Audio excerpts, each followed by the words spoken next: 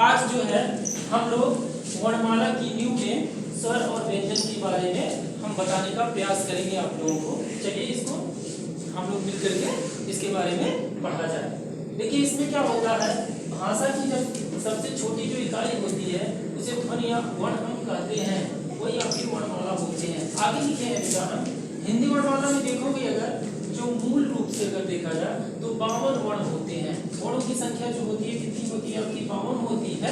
जैसे ताश के पत्ते होते हैं उसमें 52 आपके पत्ते पाए जाते हैं। सेम कंडीशन इसका है कि हिंदी वर्णमाला में मूल रूप से 52 वर्ण होते हैं। इसमें देखा जाए तो 11 जो है आपके ये स्वर होते हैं और जो आपके 33 होते हैं ये आपके मूल व्यंजन होते हैं और 4 जो होते हैं ये संयुक्त व्यंजन होते हैं और 2 जो होते हैं आपके क्षिप्त व्यंजन होते हैं और 2 फिर जो होते हैं ये आपके अयोगवाहक वर्ण होते हैं। अयोगवाहक वर्ण के बारे में हम बता रहे हैं आपको।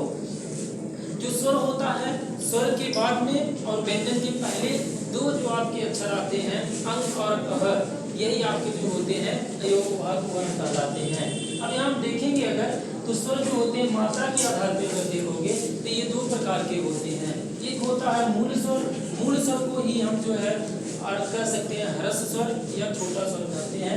इसकी परिभाषा भी बहुत ही अच्छी है, जिनमें एक मात्रा का समय लगे वही आपका ह्रस्व स्वर होता है। इनकी संख्या बेटा जो होती है वो कितनी होती है, 4 होती है।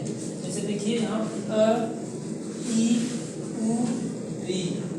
दीर्घ स्वर, तो दीर्घ स्वर भी आसान होता है जिनमें 2 मात्रा का समय लगे जिन अक्षरों को बोलने में, वही आपके दीर्घ स्वर होते हैं।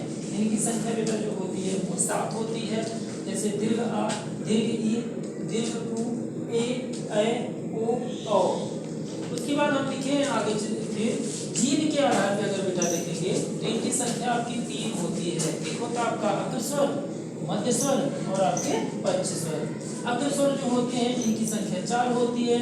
लघु ई, दीर्घ ई, ए आते हैं इसके अंतर्गत। मध्य स्वर के अंतर्गत आपका आता है खाली एक ही अक्षर आता है, आता है। फर्स्ट स्वर की संख्या जो होती है 6 होती है। दीर्घ और उसके बाद लघु, दीर्घ और आपका ओ, औ और आ आता है। आज जो हम बताएं आपको वर्णमाला की नींव के अंतर्गत स्वर और व्यंजन के बारे में बताए हैं। आज के लिए जो है इतना ही। Thank you.